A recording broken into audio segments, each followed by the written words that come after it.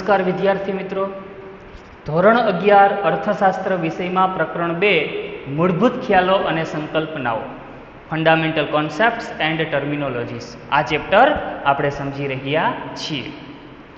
આજે આપણે એક નવા ક્વેશ્ચનની શરૂઆત કરવી છે. પ્રશ્ન નંબર 6, અર્થતંત્રમાં આવતા ચક્રાકાર આર્થિક પરિવર્તનોના પ્રકારોની વિસ્તૃત માહિતી આપો. શું છે આપણો ક્વેશ્ચન? અર્થતંત્રમાં આવતા ચક્રાકાર આર્થિક પરિવર્તનો એના પ્રકારોની વિસ્તૃત સમજૂતી આપવાની છે. અર્થતંત્રમાં જે ચક્રાકાર આર્થિક પરિવર્તનો આવતા રહેતા હોય એના પ્રકારોની અહીં આપણે વિસ્તૃત સમજૂતી જોવી છે. 3 ગુણ અથવા 5 ગુણોમાં પૂછાય એવો આ ક્વેશ્ચન. જો માનવ જીવનની જેમ જ અર્થતંત્રમાં પણ ચક્રાકાર પરિવર્તન આવ્યા જ કરતા હોય, જે રીતે માનવ જીવનમાં ચક્રાકાર પરિવર્તન આવ્યા કરે છે, ક્યારેક સુખનો માહોલ તો ક્યારેક દુઃખની સ્થિતિ, તો ક્યારેક સારી સ્થિતિ, તો ક્યારેક ખરાબ સ્થિતિ. માનવ જીવનમાં જે રીતે ચક્રાકાર પરિવર્તનો આવ્યા કરે છે એવી જ રીતે અર્થતંત્રમાં પણ આવા ચક્રાકાર પરિવર્તન, ચક્રાકાર આર્થિક પરિવર્તન આવ્યા જ કરતા હોય. આવા ચક્રાકાર આર્થિક પરિવર્તનોના આપણે 4 પ્રકારો પાડી શકીએ. ચક્રાકાર આર્થિક પરિવર્તનોના કેટલા પ્રકારો પાડી શકાય? 4. આકસ્મિક આર્થિક પરિવર્તન, મોસમી આર્થિક પરિવર્તન, દીર્ઘકાલીન આર્થિક પરિવર્તન અને ચક્રવાત આર્થિક પરિવર્તન. આ 4 પ્રકાર, જેમાં આજે આપણે સૌથી પહેલા વાત કરીએ આકસ્મિક આર્થિક પરિવર્તન. આકસ્મિક આર્થિક પરિવર્તન કોને કહેવાય એના વિશેની હવે આપણે ડિટેલમાં વાત કરીએ. અર્થતંત્રમાં અકસ્માતે જ અણધાર્યા પરિવર્તનો આવી શકે. અર્થતંત્રમાં અકસ્માતે જ અણધાર્યા, ધારણા ન હોય એવા પરિવર્તનો આવી શકે. આવા અકસ્માતે અણધાર્યા જે પરિવર્તન અર્થતંત્રમાં આવે એને આકસ્મિક આર્થિક પરિવર્તનો તરીકે ઓળખવામાં આવે છે. આપણને પ્રશ્ન થાય કે એવા તે કયા પરિવર્તન જે અણધાર્યા આવી જાય, અર્થતંત્રમાં આકસ્મિક રીતે આવી જાય, એવા કયા પરિવર્તન? તો યાદ રાખજો, એના માટેના એક્ઝામ્પલ આપવા હોય તો આ પ્રમાણે આપણે એક્ઝામ્પલ આપી શકીએ. વાવાઝોડું આવવું આકસ્મિક પરિવર્તન છે, અણધાર્યું પરિવર્તન છે.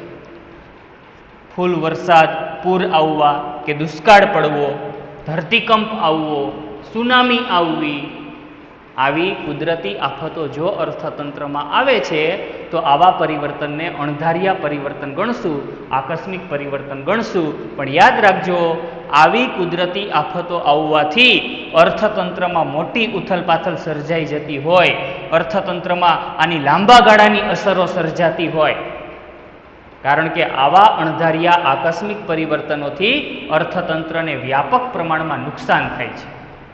અને અર્થતંત્રમાં જે નુકસાન આવ્યું છે એની ભરપાઈ કરતાં લાંબો ગાળો જોઈએ, ઘણા વર્ષો નીકળી જાય ત્યારે એ નુકસાન ભરપાઈ થાય. બરાબર? કચ્છમાં આવેલો ધરતીકંપ હોય કે ઉત્તરાખંડમાં આવેલું પૂર હોય તો એની જે અસર છે એ લાંબા ગાળા સુધી જતી નથી. ઓકે, તો આવા પરિવર્તનને આપણે આકસ્મિક આર્થિક પરિવર્તન તરીકે ઓળખશું. હવે બીજો પ્રકાર છે મોસમી આર્થિક પરિવર્તન. મોસમી આર્થિક પરિવર્તન કોને કહેવાય? તો કે અર્થતંત્રમાં ઋતુ આધારિત જે પરિવર્તન આવે, મોસમ આધારિત જે પરિવર્તન આવે, ઋતુ આધારિત જે પરિવર્તન આવે એને મોસમી આર્થિક પરિવર્તનો તરીકે ઓળખવામાં આવે છે. ઓકે, ઋતુ આધારિત પરિવર્તન કેવા હોય એના વિશેની આપણે વાત કરીએ.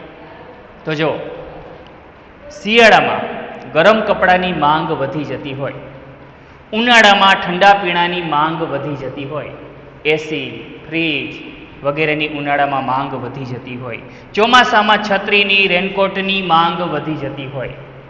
અને યાદ રાખજો, આ બધી જુદી જુદી વસ્તુઓની મોસમ પ્રમાણે માંગ સર્જાતી હોય, મોસમ પ્રમાણે જુદી જુદી માંગ સર્જાતી હોય. શિયાળામાં ગરમ કપડાની માંગ વધવી, ઉનાળામાં ઠંડા પીણા કે એસી કે ફ્રીજની માંગ વધવી, ચોમાસામાં છત્રી કે રેનકોટની માંગ વધી જવી. એ જ રીતે તહેવારો આધારિત માંગ, મકર સંક્રાંતિ ઉપર પતંગની દોરાની માંગ વધવી, દિવાળી ઉપર ફટાકડાની માંગ વધવી, જન્માષ્ટમી ઉપર એ પ્રમાણે માંગ વધવી. એટલે આ પ્રકારે જુદી જુદી માંગ સર્જાતી હોય અને એ મુજબ ઉત્પાદનમાં કે રોજગારીમાં પણ ફૂલ પરિવર્તન આવતા હોય. ઉત્પાદનમાં એ પરિવર્તન આવે. ઉત્પાદકોને ખ્યાલ છે કે શિયાળામાં ગરમ કપડાની માંગ વધવાની છે અને એટલે જ ઉત્પાદકો શિયાળા પહેલાં જ ગરમ કપડાનું ઉત્પાદન ચાલુ કરી દે જોરશોરથી, અને એમાં ઘણા બધા લોકોને રોજગારી આપે. અને એ જ રીતે શિયાળાની મોસમ પૂરી થાય એટલે ગરમ કપડાની માંગ ઘટી જાય એટલે વળી પાછા જે શ્રમિકો છે એને છૂટા કરી દેવામાં આવતા હોય, આવું બને. ઉનાળામાં ઠંડા પીણાની એસી ફ્રીજની માંગ વધી જાય તો ઉત્પાદકોને ખબર હોય કે ઉનાળામાં આ પ્રકારની વસ્તુઓની માંગ વધવાની છે, એટલે જ ઉત્પાદકો શું કરે, અગાઉ જ એનું ઉત્પાદન ચાલુ કરી દે અને ઘણા બધા શ્રમિકોને કામકાજમાં રોકી દે. વળી સિઝન પૂરી થાય એટલે છૂટા કરી દે. એટલે આ રીતે અર્થતંત્રમાં આવી ચીજોની માંગ પ્રમાણે એના ઉત્પાદન કે રોજગારીમાં પણ પરિવર્તન સમગ્ર વર્ષ દરમિયાન આવ્યા કરતા હોય. એટલે દર વર્ષે આવું મોસમી પરિવર્તનોનું એક ચક્ર ચાલ્યા જ કરે છે અને તેમાં સમયાંતરે પરિવર્તન આવ્યા જ કરે છે. મોસમ બદલે, તહેવારો આવે એટલે એ પ્રમાણે જુદી જુદી માંગ સર્જાય, એ પ્રમાણે ઉત્પાદન કે રોજગારીમાં પણ પરિવર્તન આવતા હોય. તો અર્થતંત્રમાં આવતા જે ચક્રાકાર આર્થિક પરિવર્તન છે એમાં બે પ્રકારોની અહીં આપણે વાત પૂરી કરી, આકસ્મિક આર્થિક પરિવર્તન અને મોસમી આર્થિક પરિવર્તન.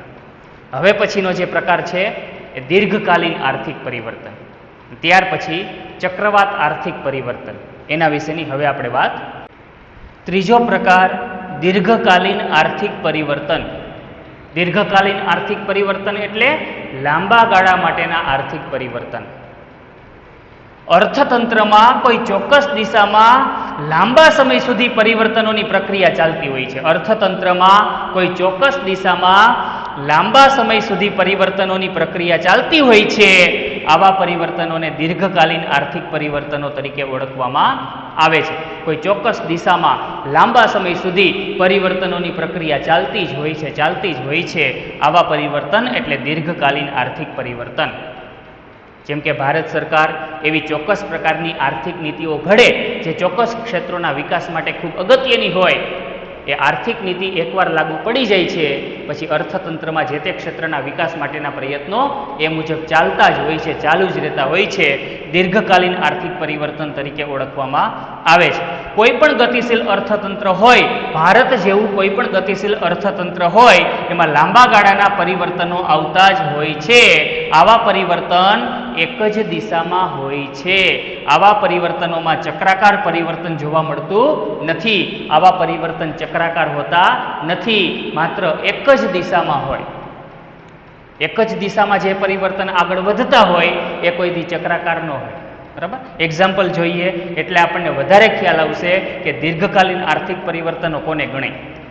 જો ભારતમાં 1991થી તબક્કાવાર અમલમાં મુકાયેલ આર્થિક પરિવર્તન, આર્થિક સુધારા,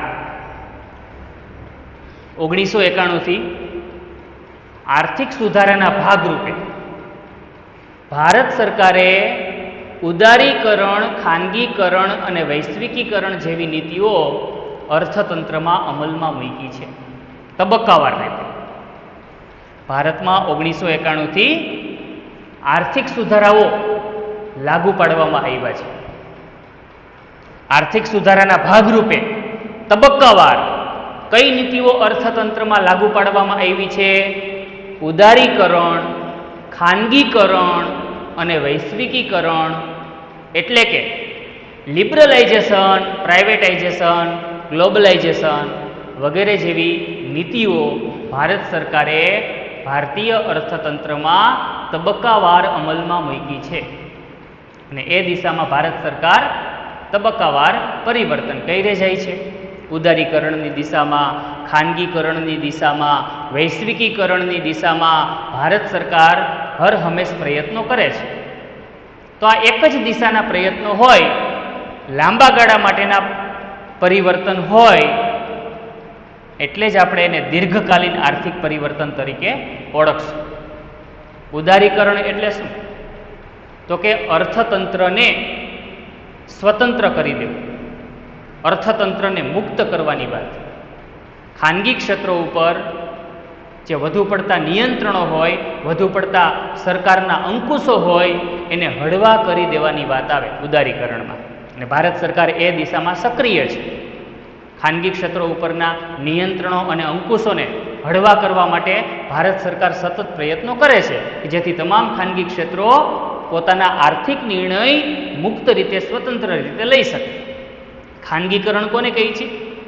તો કે સરકારની માલિકીના જે જાહેર ક્ષેત્રો છે એનું ખાનગી માલિકીમાં રૂપાંતર કરવું, એની માલિકી ખાનગી ક્ષેત્રોને સોંપી દેવી, એને આપણે ખાનગીકરણ કહીએ છીએ, પ્રાઇવેટાઇઝેશન. એ દિશામાં પણ સરકાર હંમેશા સક્રિય છે. અને વૈશ્વિકીકરણ, વૈશ્વિકીકરણ એટલે શું? તો કે દેશના અર્થતંત્રને વિશ્વના અનેક દેશોના અર્થતંત્રો સાથે વધુને વધુ સાંકળી દેવું, વધુને વધુ જોડી દેવું. એ પછી આયાત નિકાસની બાબતમાં હોય, કે મૂડીની હેરફેરની બાબતમાં હોય, કે ટેકનોલોજીની હેરફેરની બાબતમાં હોય, કે પછી શ્રમિકોની હેરફેરની બાબતમાં હોય. કોઈ એક દેશનું અર્થતંત્ર વિશ્વના અન્ય દેશોના અર્થતંત્રો સાથે જોડાઈ જાય તો એને વૈશ્વિકીકરણની પ્રક્રિયા કહેવાય. ભારતે 1991થી આ દિશામાં પરિવર્તનો તબક્કાવાર અમલમાં મૂક્યા છે.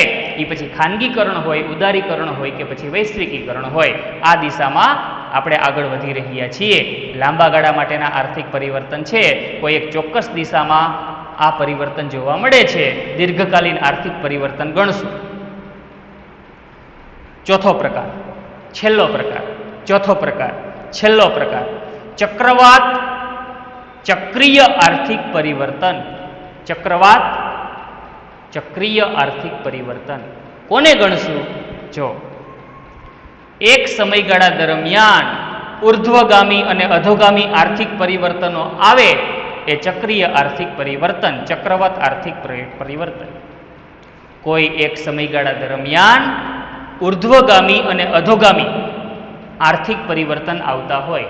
ઉર્ધ્વગામી, અધોગામી, આગળ વધવું, પાછળ જવું, આગળ વધવું, પાછળ જવું.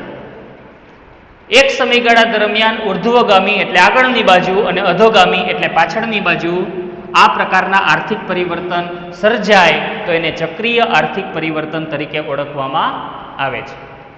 ઓકે, આવા પરિવર્તનો નિશ્ચિત ન હોવા છતાં ઓળખી શકાય તેવા હોય છે, જે અર્થતંત્રમાં મોટી આર્થિક ઉથલપાથલ સર્જી શકે છે. આ જે પરિવર્તન છે, આનું એક્ઝામ્પલ જોશું એટલે આપણે વધારે આઈડિયા આવશે. કોઈ એક સમયગાળા દરમિયાન અર્થતંત્રમાં ઉર્ધ્વગામી દિશામાં અને અધોગામી દિશામાં જે પરિવર્તન આવે એટલે આગળની બાજુ પાછળની બાજુ જે પરિવર્તન આવ્યા જાય એ ચક્રીય આર્થિક પરિવર્તન તરીકે ઓળખાય છે. આવા પરિવર્તન નિશ્ચિત નથી હોતા પણ ઓળખી શકાય એવા તો હોય જ છે, જે અર્થતંત્રમાં મોટી આર્થિક ઉથલપાથલ સર્જી શકે છે. એક્ઝામ્પલ જોઈએ. અર્થતંત્રમાં જો આવા વ્યાપાર ચક્રના તબક્કાઓ સર્જાય છે. ક્યારેક અર્થતંત્રમાં તેજીનો માહોલ હોય.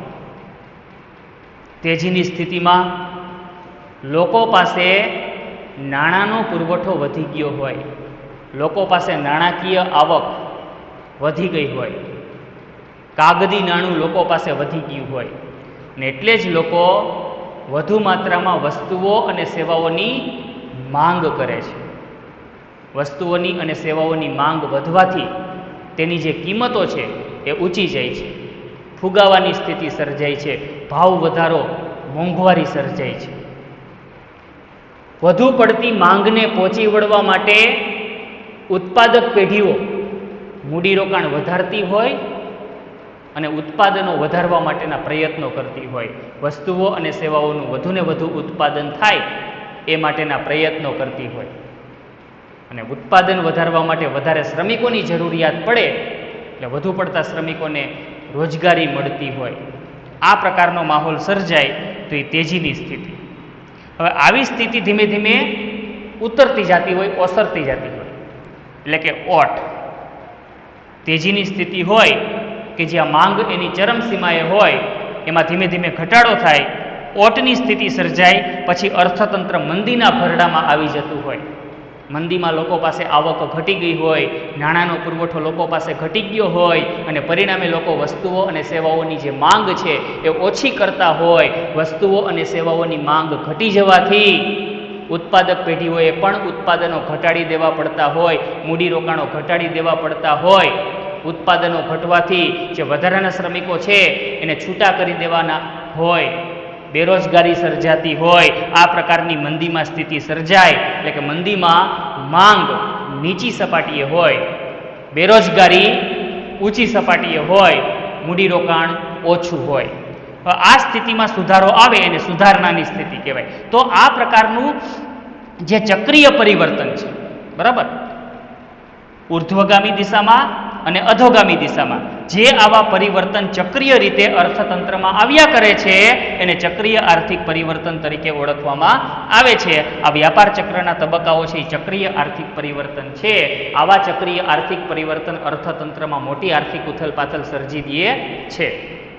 વર્તમાન સમય મંદીનો માહોલ છે, તમને ખ્યાલ છે બધાને. ઘણા બધા લોકો બેરોજગાર બની ગયા છે, લોકો પાસે આવક ઘટી ગઈ છે, લોકો વસ્તુઓ અને સેવાઓની ઓછી માંગ કરે છે અને પરિણામે જે માર્કેટ છે, બજાર છે એ સુમસામ જોવા મળે છે. આ સ્થિતિ વર્તમાનમાં છે કોરોના મહામારીને હિસાબે.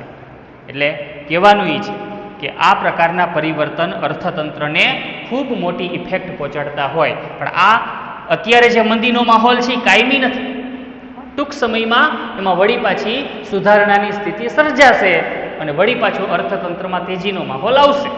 વળી પાછું એમાં ઓટ આવે, મંદી આવે, વળી એમાં સુધારણા, તેજી. એટલે આ ચક્રીય પરિવર્તન અર્થતંત્રમાં ચાલ્યા જ કરતા હોય. તો અહીં પ્રશ્ન જે 6 છે, પ્રશ્ન 6, અર્થતંત્રમાં આવતા ચક્રાકાર આર્થિક પરિવર્તનોના પ્રકારોની વિસ્તૃત માહિતી આપો. આપણો આ જે આખો ક્વેશ્ચન છે કમ્પ્લીટલી અહીં પૂરો થાય છે. બધા જ વિદ્યાર્થી મિત્રોએ આ આખો ક્વેશ્ચન છે અર્થશાસ્ત્રની પાકી બુકમાં વ્યવસ્થિત અક્ષરે લખી લેવાનો છે. આ વિડીયો છે 2 વાર વ્યવસ્થિત જોવાનો છે કે જેથી આપણે વ્યવસ્થિત રિવિઝન થઈ જાય. એ રીતે આપણે આખો ક્વેશ્ચન યાદ રાખશું. અને સાથે તમને એક પીડીએફ ફાઇલ મોકલીશ, જે પીડીએફ ફાઇલમાંથી તમારે પ્રશ્નનો જવાબ છે અર્થશાસ્ત્રની પાકી બુકમાં લખવાનો થશે. અસ્તુ. જય ભારત, જય હિન્દ.